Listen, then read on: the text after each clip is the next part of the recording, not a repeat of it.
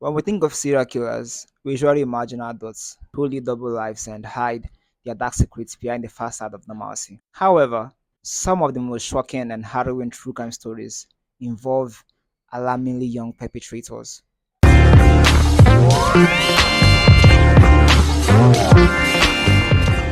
On today's episode, we will delve into the harrowing tales of five terrifying teen killers whose actions sent shockwaves through their communities and the world at large.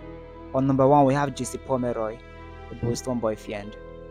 Imagine being a child in 1870s Boston, where the name Jesse Pomeroy struck fear into every parent's heart. At just age 14, Pomeroy was responsible for a series of brutal attacks perpetrated on young children. Jesse's reign of terror began when he was only 12. He lured young children, inflicting damage and harm on them, and in some tragic cases, he took their lives.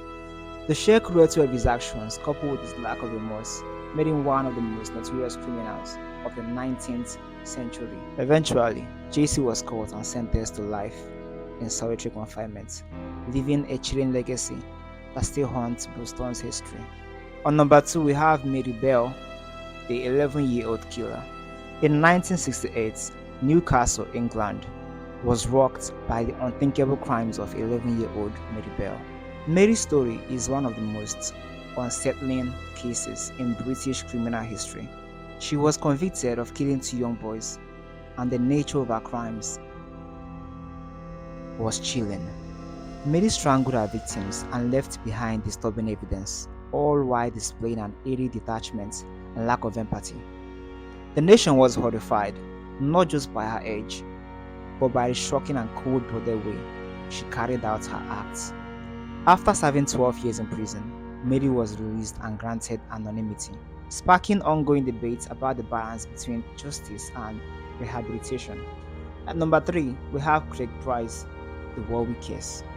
Craig Price, known as the Warwick slasher, began his terrifying spree at just 13 years old. By age 15, he had brutally taken the lives of 4 people, including 2 young girls and their mother. Craig's method of killing was shockingly violent, involving multiple stabbings with a kitchen knife. His actions horrified the residents of Warwick, Rhode Island, and led to significant changes in the state's juvenile offenders law. Despite his incarceration, Craig has shown little remorse, making his case a haunting example of the potential for violence in youth. At number 4, we have Eric Smith, the Savannah tragedy. In the small town of Savannah, New York, 1993, the community was forever changed by the actions of 13-year-old Eric Smith.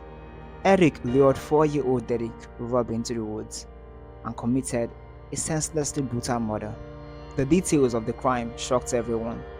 Eric strangled Derek, struck him with a rock, and went on to commit further unspeakable acts.